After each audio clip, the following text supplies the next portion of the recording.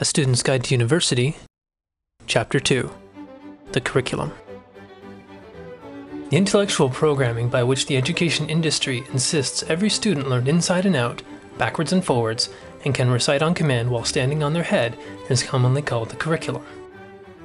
Unbeknownst to most, the curriculum of any university is a direct reflection of the dominant social values during that time and place in society.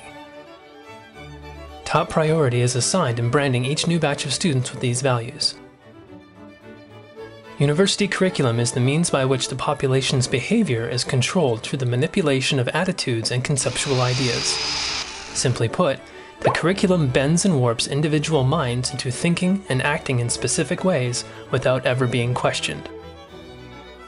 This is commonly called indoctrination, and most of the time it is disguised as common sense.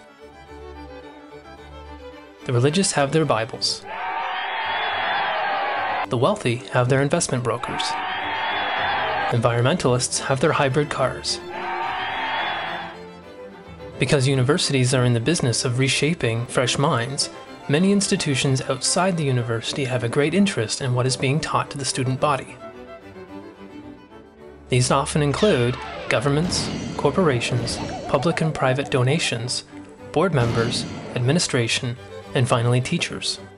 The incoming masses of fresh faces will receive an adequate dosage of corporate-sponsored, socially acceptable, and therefore reinforced indoctrination. And so, university students end up having their textbooks.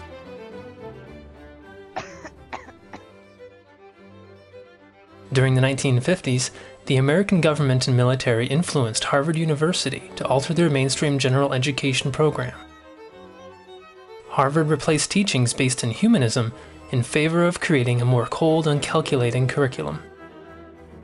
By the time of graduation, the alienated student body were unable to handle the reality they were taught, leaving some to retreat from civilization, others to contemplate suicide, and in one case, begin a bombing campaign against the very establishment that created him.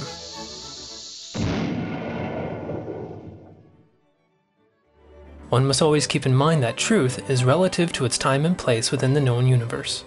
With that in mind, any school's curriculum, like truth, is most certainly not definite, but rather open to interpretation, misinterpretation, confusion, bewilderment, and ultimately comprehension, if the student hasn't abandoned truth for something more flashy and easier to understand.